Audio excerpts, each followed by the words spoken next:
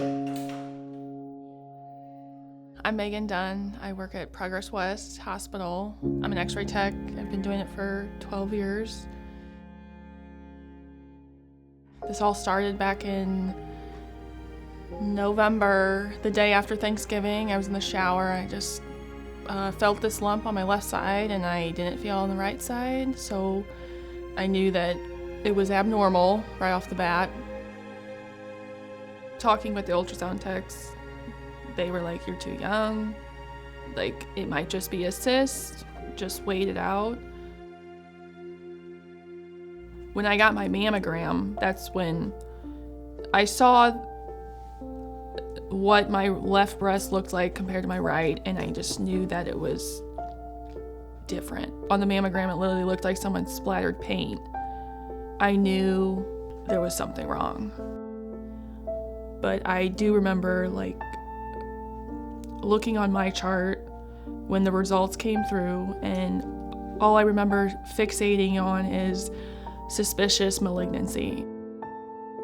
I remember taking out the trash that day, and I literally was so mad that this was possibly gonna be my life, and I just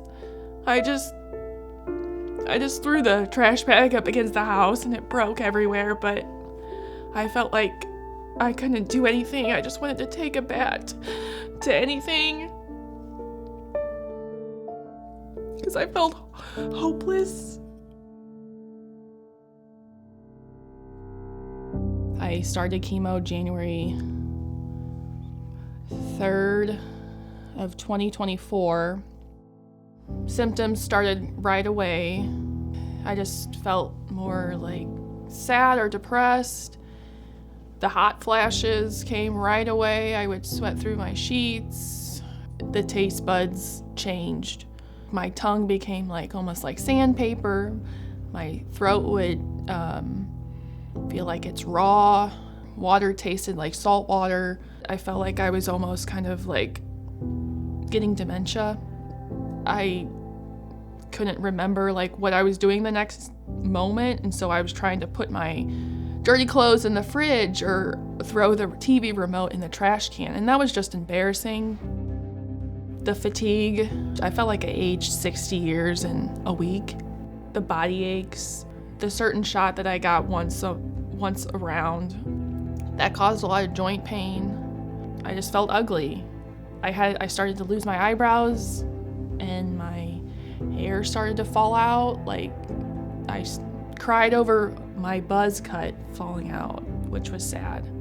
And then my head just kind of hurt because of my follicles reacting to the chemo and then falling out. I kind of gave myself 3 reasons why I wanted to push through all the time. Was to be with my husband for at least 30 more years. My nephew was a senior in high school, and I've known him since he was 2, so I wanted to see him graduate high school. And then I wanted to see my dog grow up because I don't have kids, and she helped me through a lot. I reached out to Siteman, and they had this therapy session. You could get 20 sessions, so I did end up doing that, and it was a lot better. I just needed to talk to someone that could relate to cancer patients and worked with them, and that I couldn't tell my family or my husband just because they're already seeing me go through this and they can't do anything about it. I do feel like the foundation was a huge part in my journey. It made me feel like I wasn't just some patient getting treatment, because I wouldn't have had the laughs, I wouldn't have the smiles. A cancer diagnosis is such a hard, dark place to go through. I think the massage therapy was only 30 minutes, and it was so easy. You could just sign up at the front desk when you got chemo that day. You didn't have to do it ahead of time. Sometimes you could, but you could do it that day, and just that 30 minutes I felt like made a huge difference in my day, that my feet felt good. During the first round of chemo, I did have a lot of taste bud issues and getting nutrients, so they have a nutritionist that provided free and sure, so I would get some kind of nutrients, so that was very helpful. Those services could also like make it feel like, okay, this is going to be a good day. But just something like a cookie that the volunteers pass out, that's great.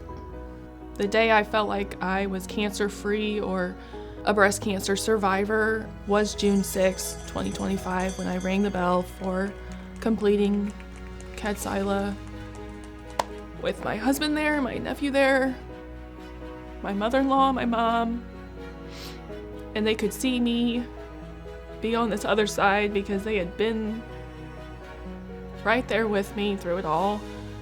The next day, on that Saturday, my nephew got to graduate high school. And being able to cheer for him across the stage was one of the best things I've done this year, because I didn't know if I could see him do that. He gave me like the biggest hug. It meant the world. I am proud of myself. When I finished radiation, I did tell myself that I am proud of you. And